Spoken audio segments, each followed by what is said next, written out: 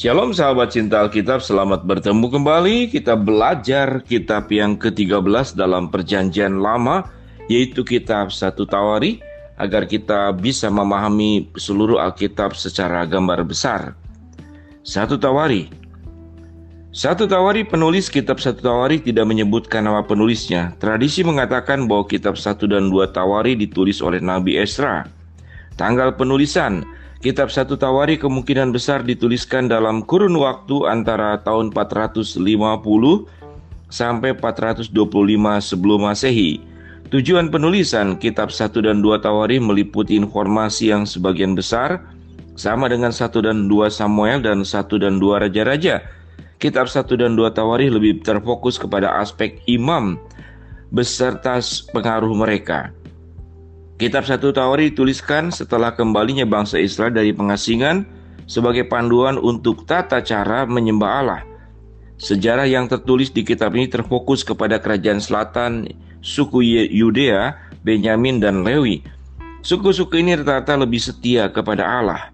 Ayat kunci 1 Tawari 11 ayat 1 dan 2. Lalu berkumpullah seluruh Israel kepada Daud di Hebron berkata, "Ketahuilah kami ini darah dagingmu. Telah lama ketika Saul memerintah, engkaulah yang memimpin segala gerakan orang Israel. Dan Tuhan Allahmu telah berfirman kepadamu, engkaulah yang harus menggembalakan umatku Israel, dan engkaulah yang menjadi raja atas umatku Israel." 1 Tawari 21 ayat 13. Lalu berkatalah Daud kepada Gad, "Sangat susah hatiku, biarlah kiranya aku jatuh ke dalam tangan Tuhan, sebab sangat besar kasih sayangnya, tetapi janganlah aku jatuh ke dalam tangan manusia." 1 Tawari 29 ayat 11. "Ya Tuhan, punya mulah kebesaran dan kejayaan, kehormatan dan kemasyhuran dan keagungan. Ya, segala-galanya yang ada di langit dan di bumi, ya Tuhan, punya mulah kerajaan dan Engkau yang tertinggi itu melebihi segala-galanya sebagai kepala." Rangkuman 9 pasal pertama dalam kitab 1 Tawari sebagian besar berisi daftar dan garis keturunan. Ada beberapa daftar dan garis keturunan lainnya sepanjang kitab ini. Di tengah kitab ini dituliskan mengenai proses Daud menjadi raja dan tindakannya setelah ia naik tahta. Kitab ini berakhir dengan peristiwa Salomo menggantikan Daud sebagai raja Israel. Sebagai garis besar tema 1 Tawari sebagai berikut. Pasal 1 ayat 1 sampai pasal 9 garis keturunan, pasal 9 sampai 12 Daud naik tahta, pasal 13 sampai 20 pemerintahan Daud. Bayangan dalam lagu pujian Daud kepada Allah dalam 1 Tawari 16:33 yang merujuk kepada satu masa ketika Allah akan datang untuk menghakimi bumi. Ini merupakan bayang-bayang atas apa yang kelak terjadi, tercatat di Matius pasal ke-25, di mana Yesus menerangkan tentang masa ketika ia akan datang untuk menghakimi dunia. Melalui perumpamaan 10 perawan dan talenta, ia menyatakan mereka yang dosanya tidak dihapuskan oleh darah Kristus pada hari itu akan dibuang ke dalam kegelapan yang paling gelap. Ia menasihati umatnya supaya mereka sudah siap sedia ketika ia datang. Ia akan memisahkan antara domba dan kambing di waktu penghakiman.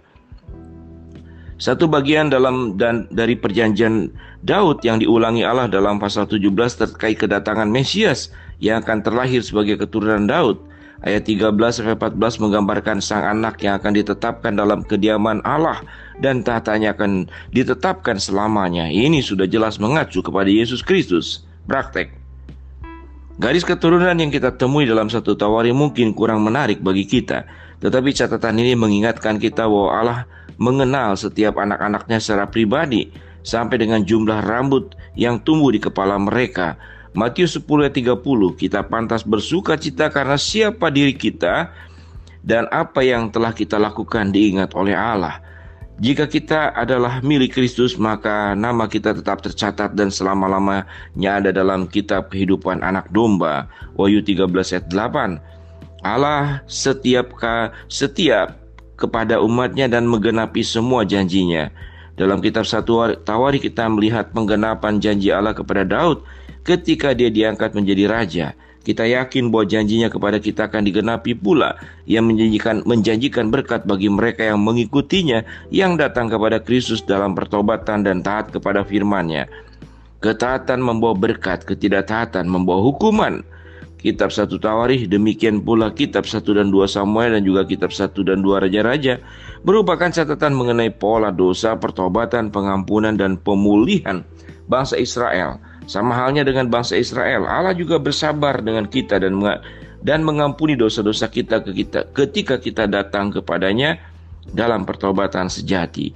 Kita pantas bersukacita bahwa Ia mendengarkan doa pergumulan kita, mengampuni dosa kita, memulihkan hubungan dengannya, dan membawa kita hidup dalam sukacitanya.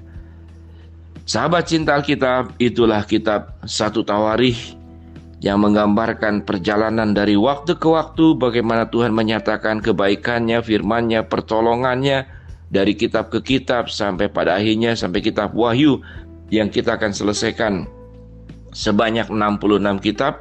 Minimal sahabat cinta Alkitab punya gambaran besar apa isi Alkitab yang kita harus baca setiap hari. Demikian sahabat cinta Alkitab, tetap bersemangat mengenal kebenaran firman Allah dan hidup di dalam firman-Nya. Shalom sahabat cinta Alkitab, sampai bertemu kembali di dalam kitab yang ke-14 nanti di dalam kitab 2 Tawarikh. Amin.